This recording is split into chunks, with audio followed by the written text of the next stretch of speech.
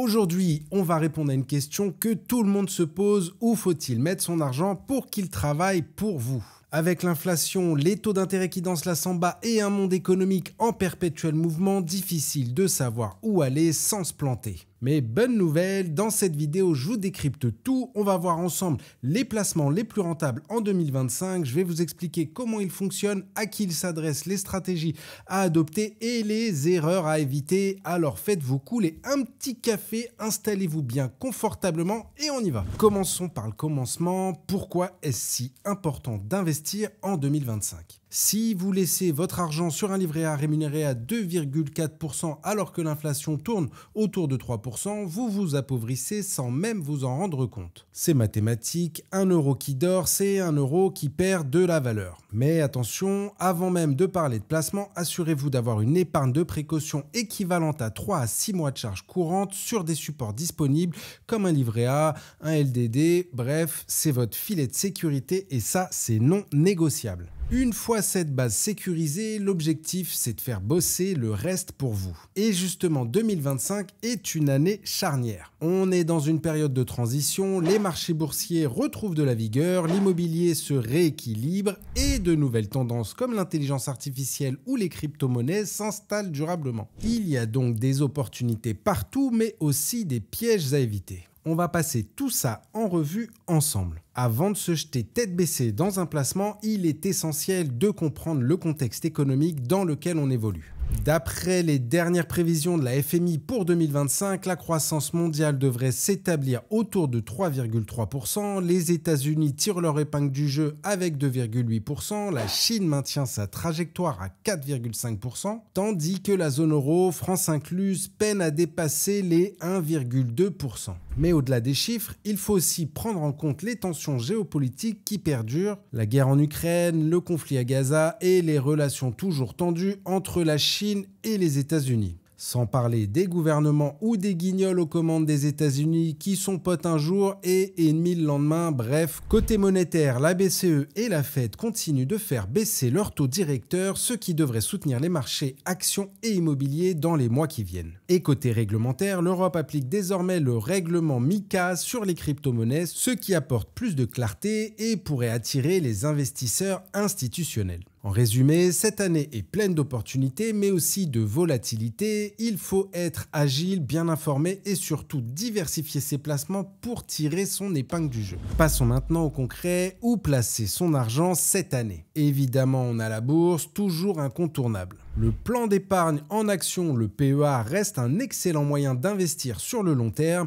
Avec un plafond de 150 000 euros, il vous permet de profiter d'un cadre fiscal très avantageux et après 5 ans, vos plus-values sont exonérées d'impôts hors prélèvements sociaux de 17,2%. Le compte titre ordinaire vous offre plus de liberté, tous les marchés mondiaux, obligations, actions, ETF ou produits dérivés. La fiscalité est moins douce, mais vous n'avez aucune limite de montant ou de zone géographique. Les ETF sont des fonds qui répliquent automatiquement un indice boursier. Par exemple, un ETF World suit les 1600 plus grosses entreprises mondiales. C'est une solution idéale pour débuter et se diversifier sans stress. En 2025, certains secteurs sont particulièrement porteurs, comme l'intelligence artificielle, la santé, la robotique, la cybersécurité et la transition énergétique. Les géants technologiques américains dominent toujours, mais l'Europe fait un retour intéressant avec des valorisations plus attractives.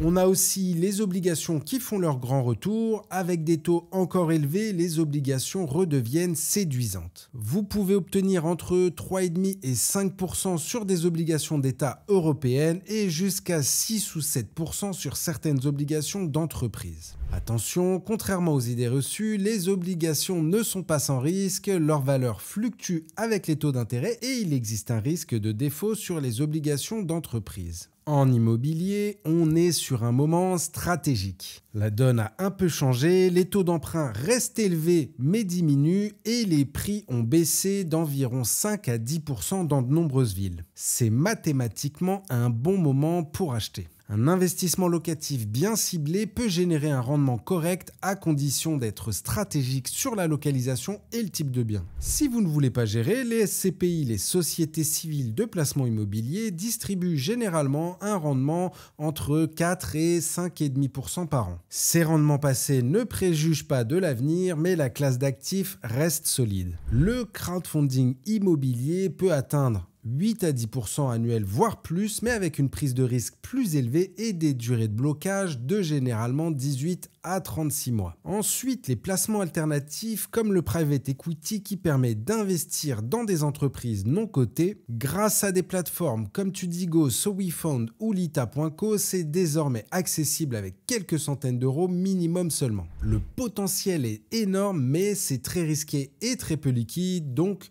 plutôt un investissement sur le long terme. Et ne misez que ce que vous êtes vraiment prêt à perdre. Les crypto-monnaies, elles, continuent leur parcours chaotique. Le Bitcoin et l'Ethereum restent les références. Avec l'arrivée d'ETF Bitcoin institutionnels et un contexte économique américain plus favorable, la suite de 2025 pourrait être intéressante. Mais attention, en France, les plus-values crypto sont taxées au barème progressif de l'impôt sur le revenu. Et encore une fois, n'y mettez que l'argent que vous êtes prêt à perdre. On a aussi les fondamentaux qui reprennent avec l'assurance vie et le plan d'épargne retraite qui reprennent des couleurs. Les fonds euros affichent à nouveau 2,5 à 3,5% net, tandis que les unités de compte permettent d'aller chercher plus de performance. L'assurance vie reste imbattable pour la transmission et la souplesse avec un abattement, je le rappelle, de 152 500 € par bénéficiaire. Le PER vous fait économiser l'impôt aujourd'hui tout en préparant demain. Très important, vos dépôts bancaires sont garantis jusqu'à 100 000 € par établissement et par personne grâce au fonds de garantie des dépôts et des résolutions, le FGDR. Pour l'assurance vie, c'est 70 000 € par assureur et par souscripteur. Et enfin, les investissements responsables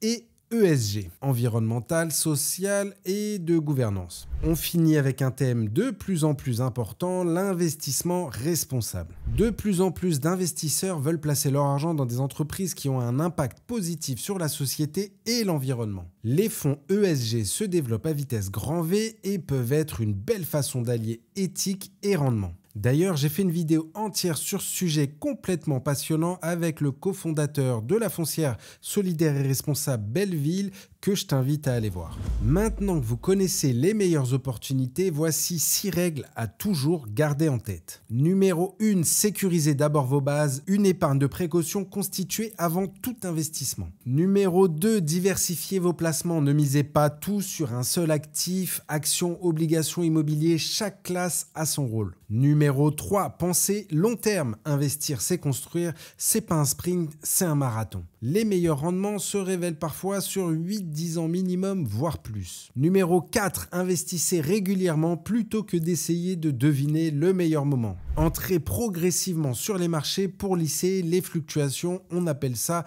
le DCA. Numéro 5, formez-vous continuellement, ne placez jamais votre argent dans quelque chose que vous ne comprenez pas. La connaissance, c'est votre meilleure protection. Numéro 6, entourez-vous. Un bon conseiller en gestion de patrimoine peut vous éviter bien des erreurs et optimiser votre fiscalité. Alors, avec tout ça, où faut-il investir en 2025 ? Eh bien, il n'y a pas de réponse unique, tout dépend de votre âge, de vos objectifs, de votre situation familiale et professionnelle et de votre tolérance au risque. Mais ce qui est certain, c'est qu'il faut agir de manière éclairée. L'argent qui dort perd de sa valeur. Celui que vous investissez avec intelligence construit votre avenir. Si cette vidéo vous a été utile, abonnez-vous à la chaîne et lâchez un gros pouce bleu. On se retrouve très vite pour une prochaine vidéo et en attendant, gardez la monnaie.